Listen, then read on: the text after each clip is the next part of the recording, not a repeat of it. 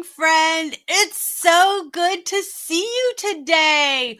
Welcome to Networking Know-How, our weekly live training every Wednesday afternoon to help you network more effectively and stress-free like we do in our Down and Dirty Networking online community. Now, today, I have a very special guest, and I'm super excited what we're going to be talking about today. And we're going to be talking about relational value. And this is such a cool topic. I'm so excited to share this with you. Now, if this is your first time tuning in and we have not yet connected, let me introduce myself. I'm Laura Morlando, the Stress Commando, and I am the founder and CEO of Down and Dirty Networking. Now, if you're watching live or on replay, please say hi in chat so I can acknowledge you and let me know where you're watching from. One of the best parts about what I do is connecting with people from all over the globe, so do chime in chat. Now, today I'm joined by a new friend that I met thanks to networking, Joe Schroeder. Now, before I bring him up, I want to tell you a little bit about how I got to know Joe. And how I got to know him is, well, we have a mutual acquaintance. Forrest and I have been friends for years, and I met Forrest through networking, and that's how I got to be connected to Joe. Forrest connected me to Joe, and he invited him to attend our virtual sneak peek that we had last week. And that was my first time meeting him. So hence me calling him a new friend.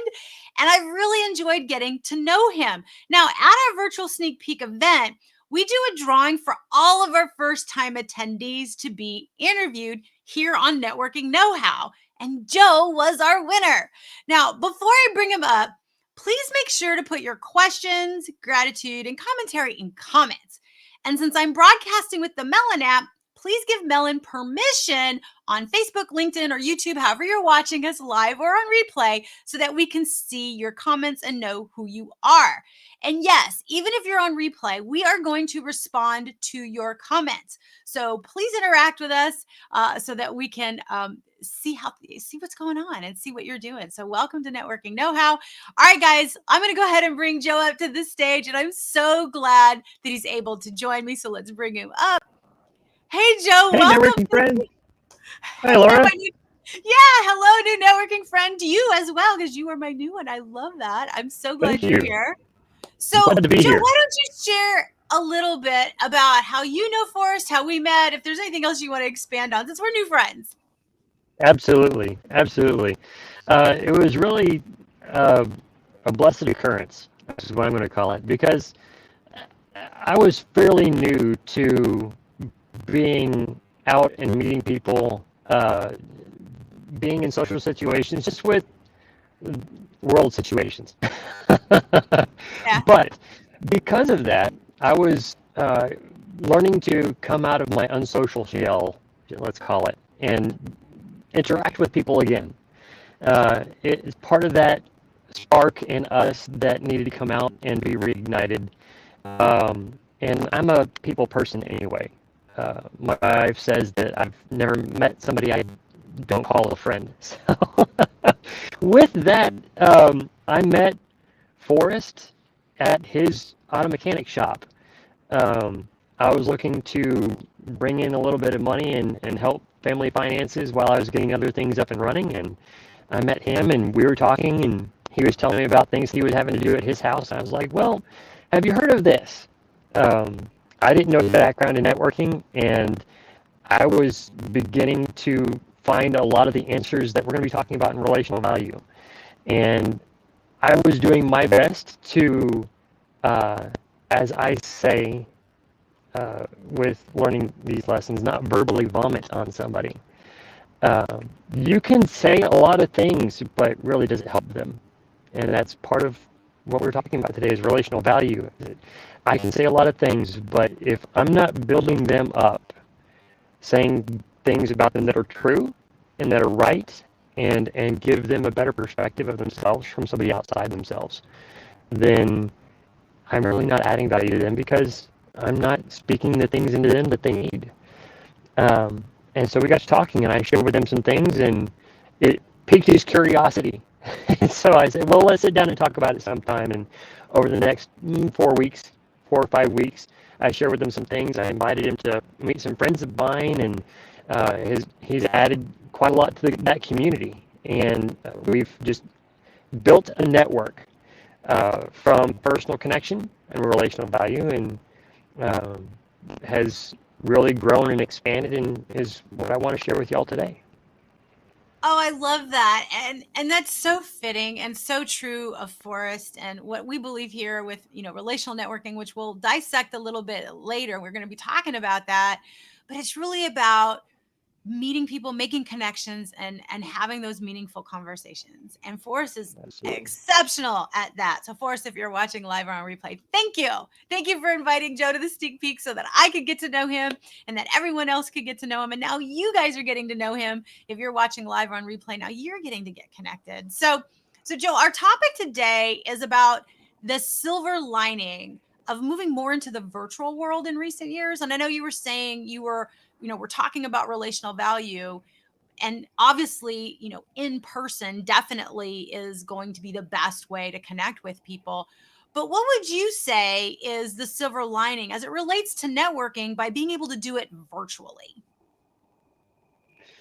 The awesome thing about that is we found there's a lot of connections we can make with somebody, but we never really had that two-way communication available.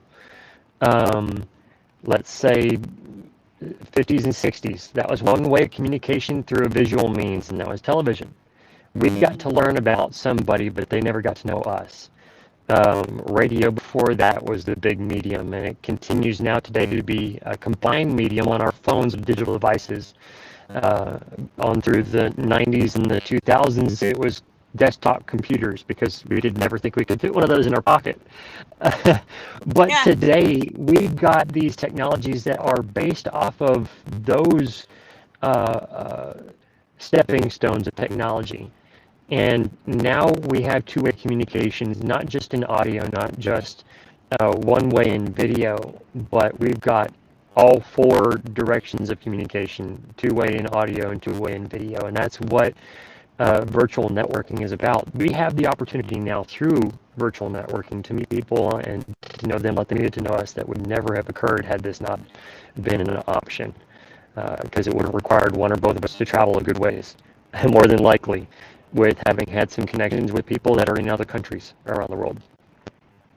Oh, I love that. And it's such a powerful tool, and I know there's a lot of people that are getting like Zoom fatigue, but I feel like there's a way to use the tool for its better good. And I think that networking, like you're talking about, really can be that for people, can be that resource if they look at it a little bit differently. And so we actually believe here that there's two types of networking. And I know you and I were talking about this backstage for a little bit.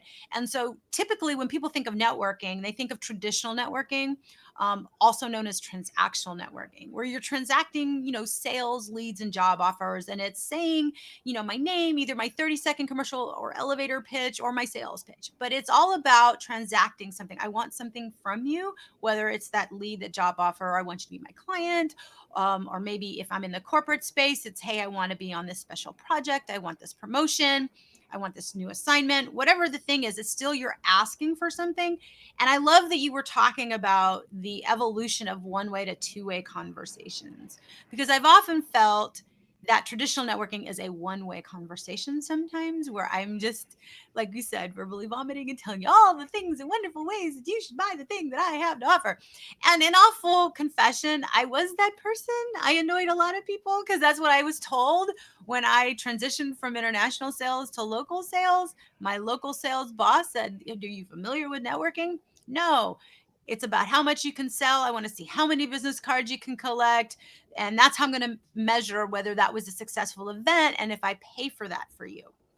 So I thought it was selling. I did what I was told until someone corrected me very gently and let me know there was a better way. And I wasn't being as effective. More than likely, I was being highly annoying. So that's that traditional way. Now, I've come to learn, thanks to the start of that one coach that gently corrected me, but I now call the second way of networking relational networking, and that's kind of the word that you and I've been using. And where relational networking, for me, the definition that I've come to realize is having a meaningful conversation to learn from someone and about someone. There is no sales pitch. There is no 30-second commercial. And I feel like there is this opportunity to have these types of conversations. And you learned this from the sneak peek last week. I was looking for a 100% relational experience and it didn't exist. And so I created one, hence Down and Dirty Networking.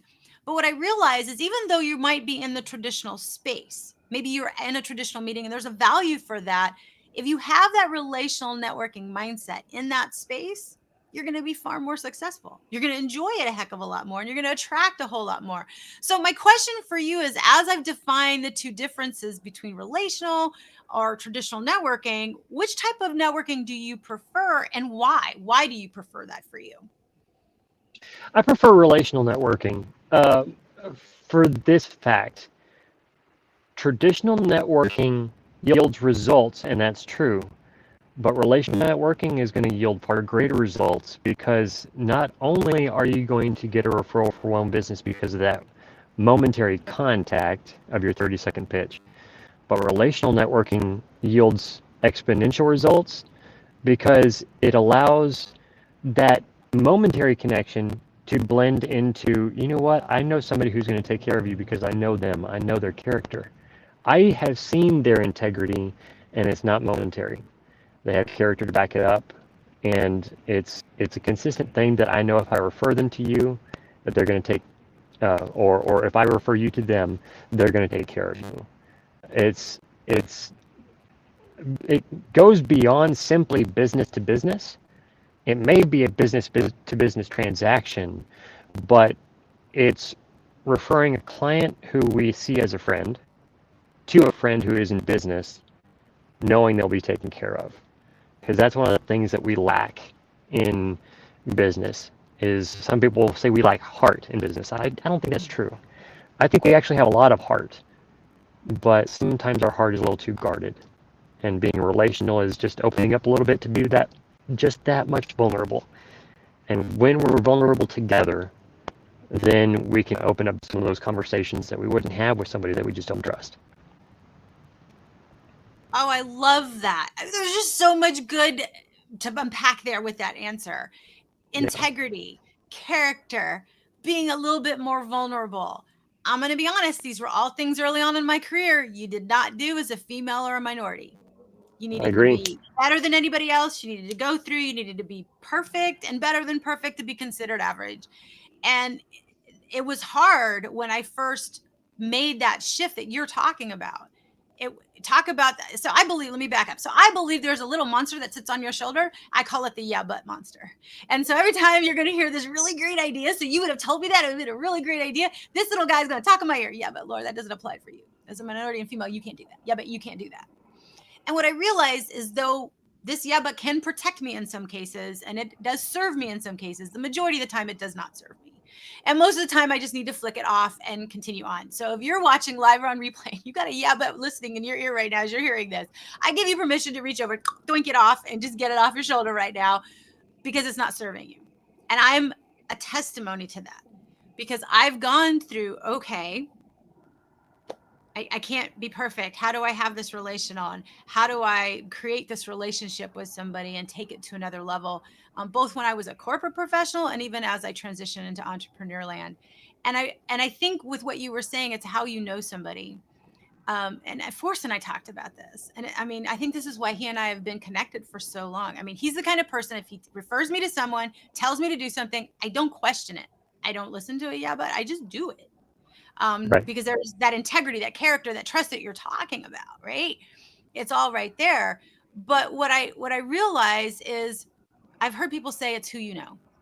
I've heard people say it's who knows you, and then some people say those are both true. I've realized there's a third piece. Who you know and who knows you is important. How they know you is more important. So if they know you as this relational person that you're talking about, someone of integrity and character, just like I know Forrest that way, I'm going to refer him. I'm going to lean on him. I mean, if I think of something, I'm going to reach out to him. And this is why I kind of chose this sign here, attract more in 2023. When you're relational and you're service minded and you're value minded, you're just going to attract more solutions, ideas, opportunities, and increased vibrational energy without having to ask for it.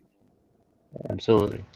And I think that's kind of the beautiful thing. I mean, what would you say to that? Would you agree with that? Not disagree with that? Have anything to add to that? I agree. And I think one of the struggles with that monster you were talking about in the yeah buts, it's it's not even that we disagree with what's being said. If there's anybody watching this, if you, my networking friend, are watching this and going, I agree with what you're saying, but I just don't have anything to say. That was my yeah, but uh, may I encourage you, may I just suggest, that's one of the easiest fixes out there. And it's remedied with information, but not just any information. It's remedied with good information. Making friends in networking will yield a whole bunch of results, not just cash flow in a business or a business transaction, commission on the sale that you want to make. It'll also yield a lot of benefit because those connections you make in networking are going to yield a lot of learning resources. One connection, I spoke with a friend that I've been developing a relationship with, has just recommended to me 7, 8 books, and that's a good source of information. There are going to be a lot of books out there, granted, but you find a good author, and generally all of their books are worth reading. There's a lot of folks out there that are faith-based. There's a lot of folks out there that are based in one business or another. There's going to be a lot of coaching mindset books and authors out there. But usually folks that are recommending a book that are in a coaching or a mindset industry have read hundreds of thousands of books or close to it. And they're going to give you good, solid recommendations of books to read. And that'll help you help yourself with that lack of information and get rid of that yeah but.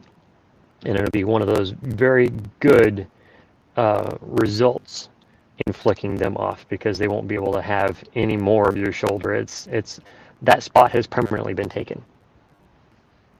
I love that. That's such great advice. And it's so timely because I'm seeing that my also another new networking friend, Michael Paterano, is watching. So, Michael, thank you for joining us live. I met Michael. He's new to me too. I met because I was doing virtual networking in LinkedIn and someone else's show. He was the guest, and I was connecting with him, and I connected with him that way. And we've had an amazing conversation and continuing the conversation. And so, what you're talking about is really powerful. That when you connect and create the friends, the words will come. And I appreciate and thank you so much for sharing what your yeah but was, is that you didn't know the words to say.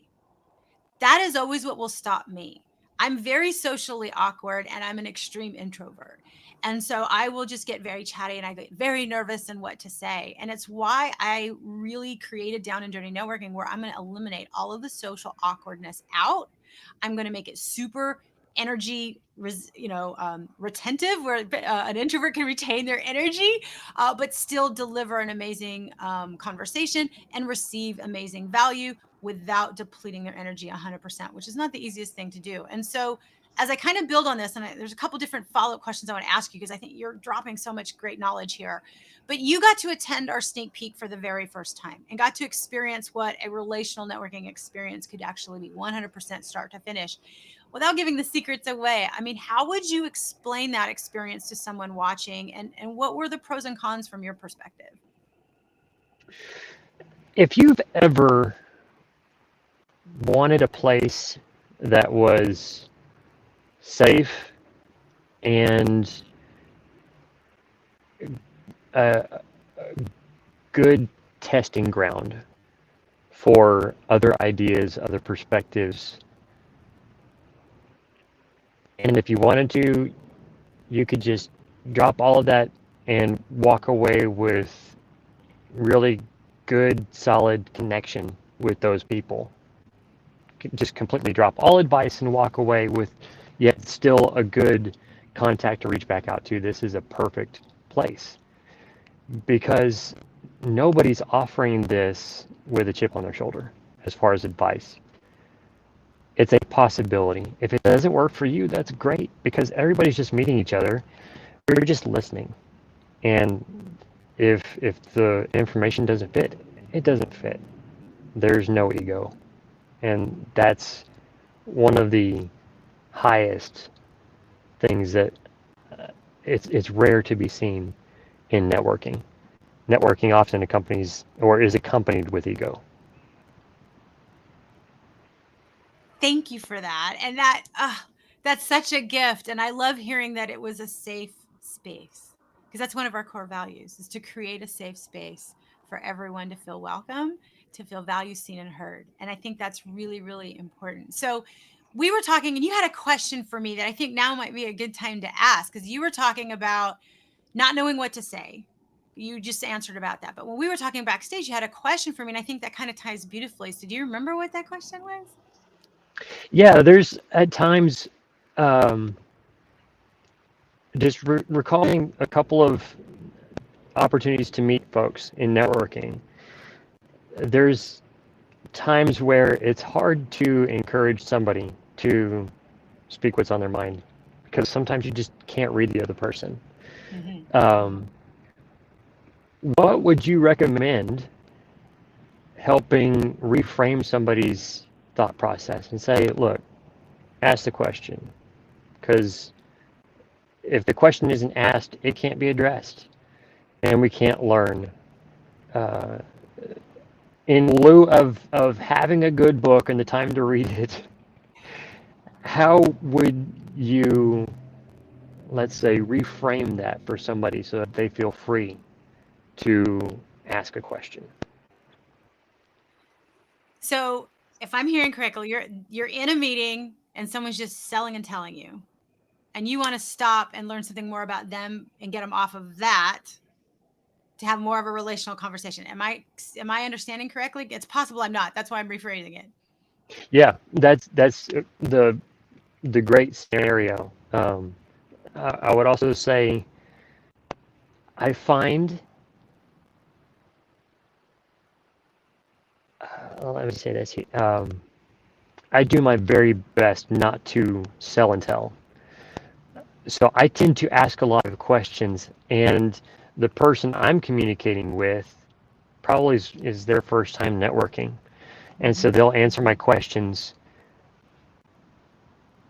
but because I'm leading by asking questions, it's almost intimidating to them. Um, I have an answer to my questions because rarely do I ask questions I don't have answers to. But Yeah, which um, is smart. That's just smart on your part. That's being a good networker, good but conversationalist. yeah, and a lot of that's been learned recently. In what way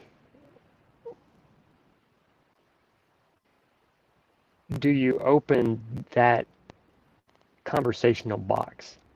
Some Mm-hmm. people feel like it would be Pandora's box, but when you're having that relational conversation, it shouldn't be filled with one-way questions Mm-hmm. and monosyllable answers. Totally agree. Totally agree. Okay, so I think I understand. So stop me and redirect me if I'm not answering exactly what you wanted to know. So I'm going to say there's two parts to that. So the first part is the way you start your one-to-one or that install conversation. So maybe you're at an in-person event, or maybe you're in a breakout room or in a virtual space where you're meeting people for the first time. That very first question that you ask sets the tone for the conversation. And our default question is, "Oh, how are you?" This is by far the most close-ended, let's stop conversation ever. So I've been working really hard to retrain for years and years and years. I've been trying to retrain and throw that question out the window. How are you today? because that sets up the default. I'm going to go into maybe the one way conversation. It just sets the wrong tone that this might be a little bit different. And there's a speaker, her name's Amanda Gore, and I share this question all the time on all the tips that I give on any video that I've done. And here's the question: what's the best thing that's happened to you recently? And I believe I asked it in the sneak peek. I might have. But what's the best thing that's happened to you recently is a fabulous question. Now, for my introverts in the room, this question works even when you're trying to reconnect with somebody. So here's what this means. So let's say, for example, I hadn't spoken to Joseph since last Wednesday, and I'm talking to him today. I could say, hey, what's the best thing that's happened to you in the past week since we last talked? If it's been a month, so you can change the ending. And it works no matter if you know the person, just met the person. It works no matter what. The minute you ask that question, it requires a positive answer that may or may not be related to what they do for a profession. Okay. Now, if they're sales minded, like I was when I started, I would say, oh, the best part is I sold blah, blah, blah, blah, blah. And I may go down that rabbit hole. Okay. So then your response could be celebrating the win. Oh my God, that's so awesome. That must have been hard for you. And you can ask a follow-up question. You can say, oh my gosh, that is so similar. My most recent thing is, and then you give your recent with a slightly different, broader spin. So it pulls the conversation away from that one-way selling and telling. And so I love that as an initial conversation. What's the best thing that's happened to you? You'll hear me say it often, but that's definitely there. I'll put a link to a resource that there's a video that I did. And I'll go find a link, a YouTube video on the Down and Dirty Networking channel that addresses some of the best questions to ask. So I'll go find that and I'll put that in there so you guys can check that out and get some of the other questions that I love. But nothing is more powerful than that one question. And if you have that one, you're golden. Even if you're like LinkedIn or you're doing any kind of online and text chat, that's a great question to reconnect with people or to connect with people. So highly recommend that one. Now, let's say you're in the conversation. Maybe you said, how are you? Or for whatever reason, you're in the conversation and you get in that one way. They're just sales pitching you hard. This is what you do. You would say, so if I were sales pitch, I'll go ahead and out myself on this one. So use my name. So if I was selling you hard, Joe, what you would say to me is, oh my gosh, Laura, I can see how passionate you are about what you do. What is something that you're an expert at that you don't get paid for? So you're acknowledging my passion because that's mostly what it is, right? But now you're asking me what I'm an expert at outside of what I get paid for. Okay, it's like Caesar Milan when he gets to the dogs and he's just like, and he just snaps the dogs out of whatever thing they're on. It's going to snap you out of it. It would snap me out of it. And you're just like, oh, okay, I need to pivot. And it opens the conversation back up again. And then if that person still comes back at you and they're just not giving up, they're doing what they were trained to do, sales pitch, sales pitch, sales pitch. What you could then do as a third, if that still doesn't solve the challenge, you can say, you know what, I can absolutely sense your passion. I appreciate it. I'm not an ideal client for you, but I'd like to be a good referral source for you. But for me to be a referral source, I need to know what's the best kind of client for you and how you're going to take care of them. So what's the number one thing you love to do to help your clients? Not sell your clients, but help your clients. This is a very powerful question because if all they answer is the sell piece, they're probably not wanting to build trust. It's probably not someone you're going to refer to. And it's a great way for you to know where their heart really is. If, however, they go, oh, I love to help. And these are all the 10 things I do to help. Now you realize they're just passionate. They might be new to networking. They might be following bad boss advice like I was. So I love to give grace to the people that I used to be and say, okay, great. And I would definitely refer to you. I'll keep your information. Here are the kinds of things that I are really good, referral source for. And then you can hand your card or exchange a chat or to that point and make a decision whether or not that's somebody you do want to refer. But it's a great way to kind of gently teach them a better question, a better thing to ask. Because you're right. If we were in traditional networking, I could sell you one thing and make one sale. I'd rather know the 200, 500 people you know that you can introduce me to.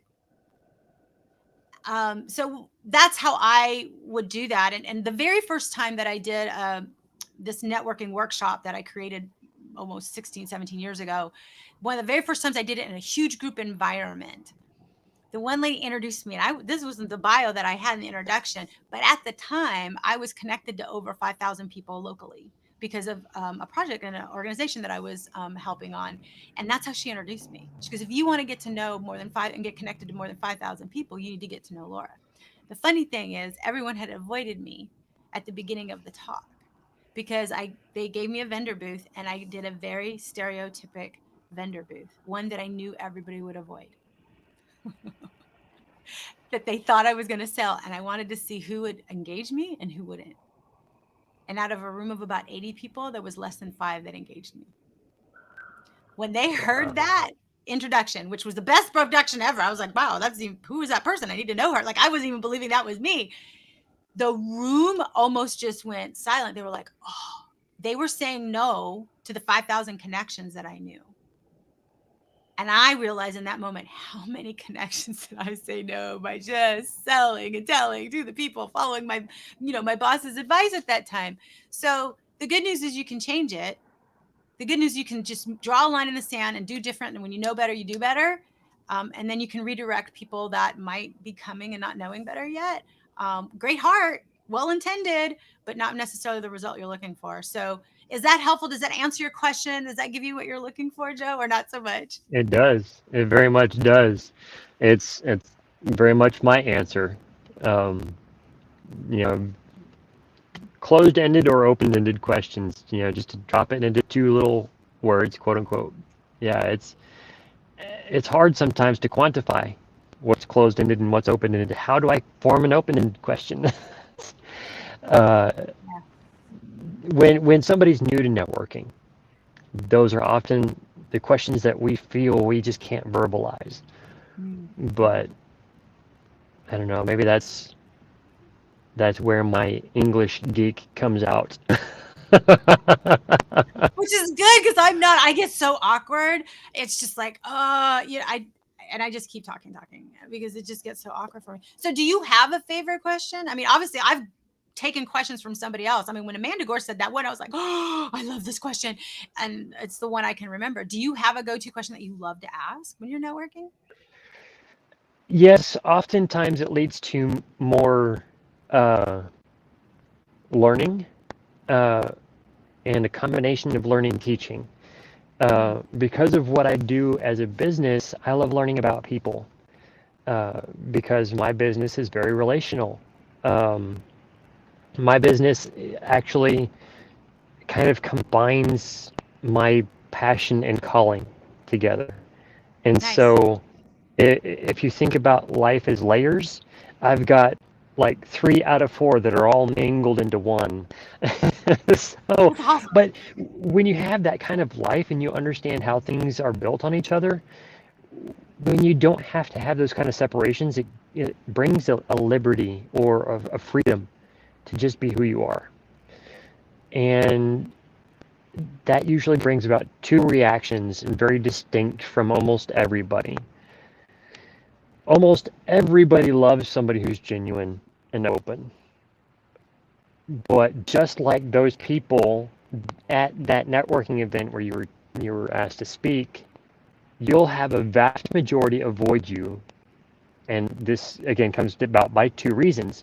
One, because they don't know how to react to you. They like it and they're attracted to it, but they're never going to be the ones to come up and speak to you.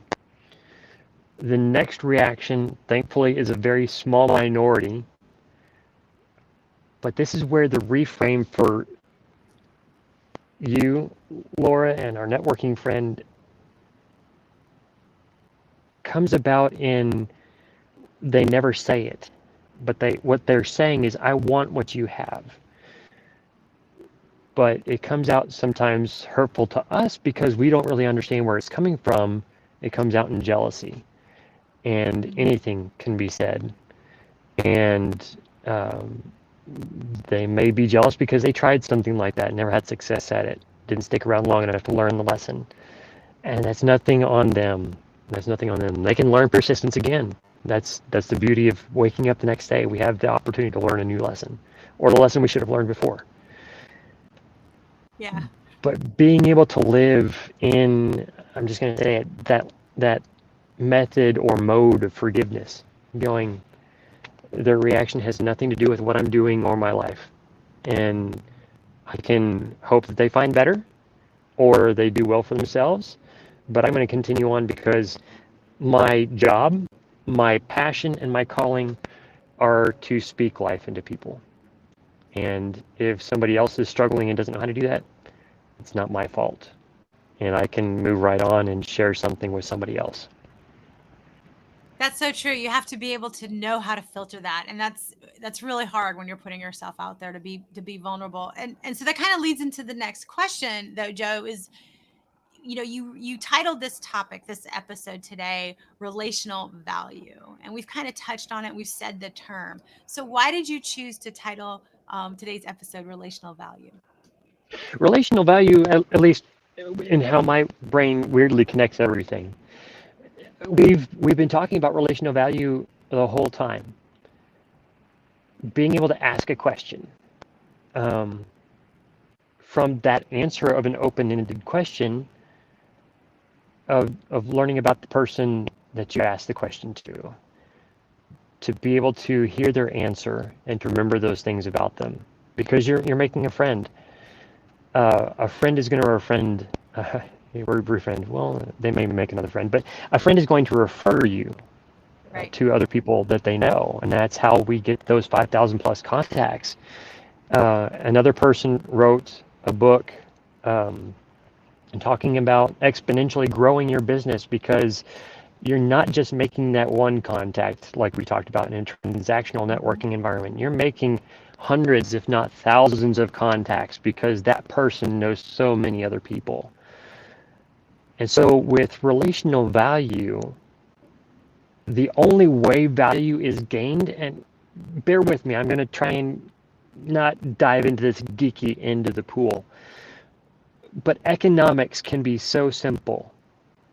Value of an object bought with currency is done on an equal basis of value. Okay. But here's where it gets weird. Relationship, or what is relational, is both the product and the currency. Mm-hmm. Relational value. If you give something, then it benefits that other person. They want to drive some benefit back to you. Now, this is not manipulative. This is out of our heart, genuinely seeking to drive value to them through a relationship. And so we seek to give because we know whether it comes from one source or another, it'll come back. And that's not hype. I know that can sound weird, but there's an ancient proverb that says, you cast your bread upon the waters and it will multiply in return. So, with that truth, think about relational value like planting seed. That's something we can know and connect with, whether it's a flower pot or an open field, wherever you are, urban or rural. You understand that when seed is planted into the ground has to be nurtured and valuable to the seed, but the seed then therefore has to die, put down a tap root, and then spread its roots beyond that before you even really see the blade of anything growing above ground. That's what we're doing with relational value in this relationship networking is adding value, planting that seed, and you probably won't see results for a while. But get ready. If you stick with it and you're persistent and you continue blessing people with this relational value, there's going to be a bumper crop growing. I love that. A bumper crop. That is true. That's totally been my experience and anyone else's that I've seen. Whether you engage internally within a company, if you're an employee or a professional executive, if you do it externally with anyone that you meet, it's truly an attitude that if you embrace, it will change everything. And I had shared with you, it's like being on that island of alone. You can get off the island of alone by simply giving. And that law of reciprocity is going to kick in. You're not going to give with the expectation of getting, but it will come back to you. It just does. And it's going to come back to you, like you said, in a bumper crop because you've planted that seed. But here's the other piece that immediately, the actual immediate benefit is it feels good to give. And so if you've connected with somebody, helped somebody, it's just going to feel good to give. And, back to the question you had asked me earlier, as far what to say when you need to pivot somebody, or I kind of want to add to that because I think it fits in here. If you're feeling socially awkward and you don't know what to say, or maybe you're having that, like you had mentioned, maybe that jealousy, or you're just having whatever the situation is, If you're coming up to a vendor table, if you're meeting someone, say, hey, thank you for being here. Do you know, even as a guest of an event that I don't know anything about, I'm going to say, hey, thanks for being here. Do you know how many people are craving gratitude?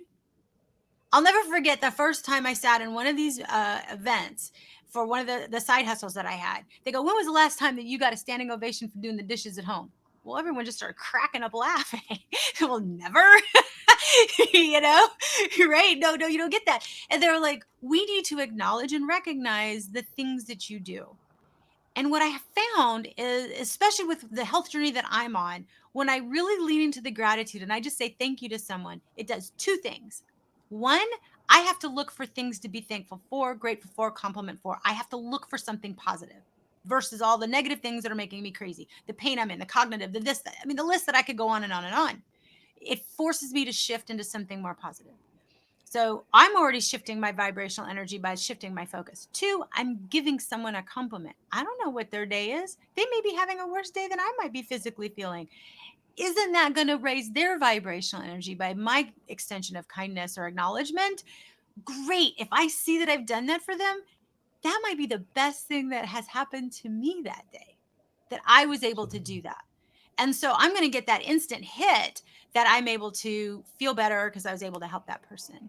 And then you move on to the next one. And that had nothing to do with transacting business, it had nothing to do with taking a business card or exchanging contact info in chat.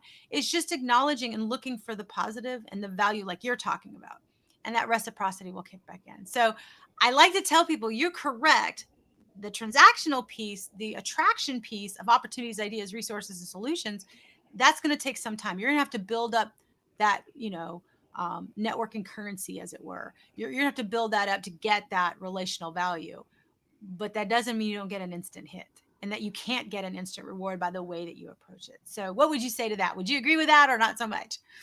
Absolutely, I agree with that. There's two bodily functions that can be tested and let's say graphed for those things. If you are constantly looking to get something, you Laura, you're familiar with this, and it's in your show's name even, stress. Yeah. That that enzyme is called cortisol, Mm-hmm. and it raises exponentially in our bodies because of stress. Yes. But when you say thank you and you demonstrate gratitude, or even if you don't necessarily know what to say thank you for, but you recognize it needs to be said somewhere, just thank you. And yeah, thank you for being here. That's the pointed reason of that gratitude. It can sound cheesy, but go ahead and do it. I was recently given a compliment like that. I had gone to a networking event, one I'm a regular at. I was representing the company that I was basically an ambassador for, and still am. And someone looked over at me and smiled, and you could just see the twinkle in his eye. He said, "Joseph, you're awesome." I stopped and I kind of turned my head like a dog trying to hear what's going on. I don't understand. And I said, "Well, thank you. What for?" And he said, "I just wanted to tell you, the stuff that you do with the group and being around here and just showing up consistently. Thank you. You're awesome." And I went, "Wow." So yeah, if it weren't him, I probably would have thrown that person off, going, "Well, I don't know. You're just awesome," and that's great. It's great. I know that I have somewhat of an issue receiving that kind of praise, and I don't try to throw people off. But there are times, because words mean things to me, Mm-hmm. I like to know why. Mm-hmm. And so don't let that throw you off if you just tell somebody, thank you for being here, or there's something you want to say. And it's just something that I felt you needed to hear, is another response you can say. And because some people feel things a lot easier than others. I can tell you, I am one of those off and on kind of people. I'll feel something for somebody and go, there's something that sympathetically I feel. I don't know what it is. There's something non-visual that I'm just picking up on. And so allow that other response, the non-cortisol response, and that's called dopamine. That's a high level hit, and it's non addictive. And more than non addictive, it can actually exponentially change the results of what you're doing. If you learn to tap into that response and you learn to use that, then encouraging somebody will affect your attitude before you make your next phone call, or the response from that phone call, and maybe it wasn't a great one. You can just say, thank you for being a customer or a client of our business. Things like that will change the tenor of the phone call, and the next phone call could be so much better, or the next interaction personally. It's incredible how just our simple take on a interaction, an experience, a relational moment can create stress, or a word I was going to use, college level word, and just escaped my head, an exhilaration. Something Mm. just, you go home by the end of the day and you're floating on clouds basically because it just felt so good. And production was higher, more than likely, but it doesn't seem like you accomplished a big project. It's just things really turned out well. I love that. I am so glad that you shared that. And it's what I call that vibrational energy that you can raise, right? Where you're feeling better. And you can have your physical energy in one space. You can have a low physical energy and a very high vibrational energy. And vibrational energy is, in my opinion, in my experience, is so much easier to shift. And that's what you're talking about, is how quickly it can shift by just how you show up. And gratitude's an easy way to be able to do that. And Yes. once you have that, it's like getting some distance from the thing that might be stressing you out, the distance so that you can gain some perspective and some clarity. And sometimes that's all that we need, right? So as the stress commando, I know about that. I know that that's really important. So I'm so glad that you brought that up, because you definitely want to have that hit. Um, I could go on and on. I'm so glad that Forrest connected us. And so for you watching live or on replay, if you have questions for Joe, by popping them in to the comment, go ahead and just pop them in comments. We'll make sure that he gets them answered. So before I send you backstage, Joe, is there any last words that you would love to share with our networking friend watching us live or on replay about relational value and about the power of virtual networking? One thing is, the more you reach out relationally, the more you're going to need to be filled. Don't feel like it's selfish. At the same time, beware of those energy suckers. It's going to temporarily fill you, but it's not going to last very long. Find what really does fill you. Some great books are out there for recommendation. Some of them may sound a little cheesy. Some of them, the covers to the book may not look very manly, or to the ladies may not look very inviting, but it's not about the cover. I know it's an age-old comment, but don't judge a book by its cover, because sometimes the principles in that book are worth reading. So if you find yourself on that island of alone, please remember there are friends in books that aren't out to take you for anything. But also, some of those things are worth putting into your life. Some very real examples, mathematical compounding, whether it's interest or anything else. Just a small change in a habit today with another small change in a habit tomorrow, over the course of 365 days, will lead you to over 100% improvement by the end of the year. So your momentary feeling of being alone really is just a feeling, because there's more than just you available. That gratitude is one expression of it. Being able to say that and to give that is important. And we've been made as relational beings. And that's one reason why we feel alone, is because we feel like there's nobody to give to. But it's just an illusion. An illusion is what appears to be real and is not. And find a way to express that in um, genuine gratitude, genuine love. Oh, so good. So good. I completely echo that. That's exactly how I created Down and Dirty Networking. I was on that island of alone right after a diagnosis, feeling isolated, disconnected from everybody, having a wonderful WTS, Worthless Tool Syndrome pity party, where I was like, holy smokes, why is this happening? And I realized gratitude can shift it, and I get to craft my response. Absolutely. And so I changed everything and pivoted everything I had to. I could no longer leave the house, and poof, Down and Dirty Networking was created. Had I not created that, Joe, you and I might have not ever been connected.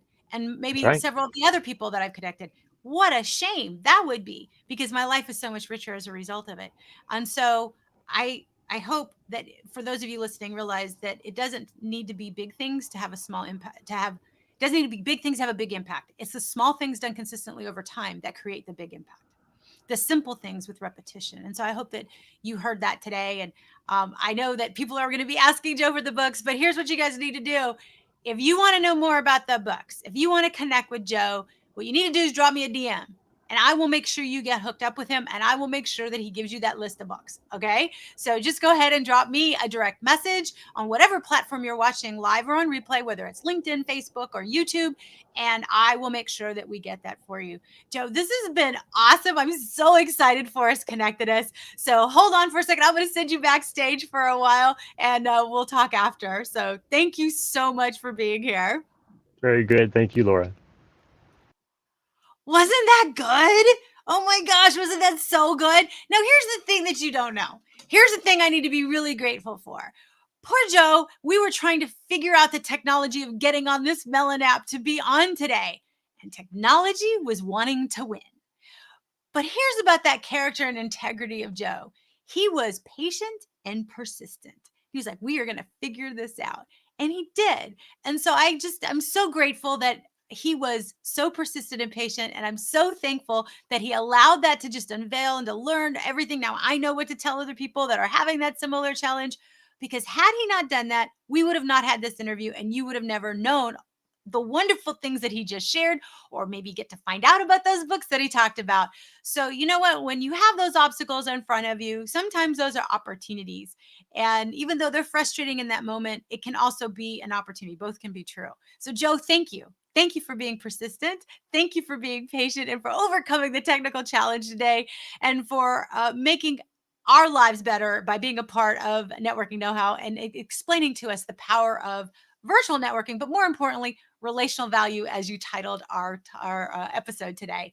All right, guys, if you would like to have that book list, if you would like to have more meaningful conversations with fabulous people like Joe, drop me a message. Send me a DM, and I will hook you up with Joe. I will hook you up with his book list. Just reach out to me. I hope this was helpful. I hope you enjoyed this, my networking friend. Let me know in the comments. Give me a thumbs up, or better yet, tag a friend.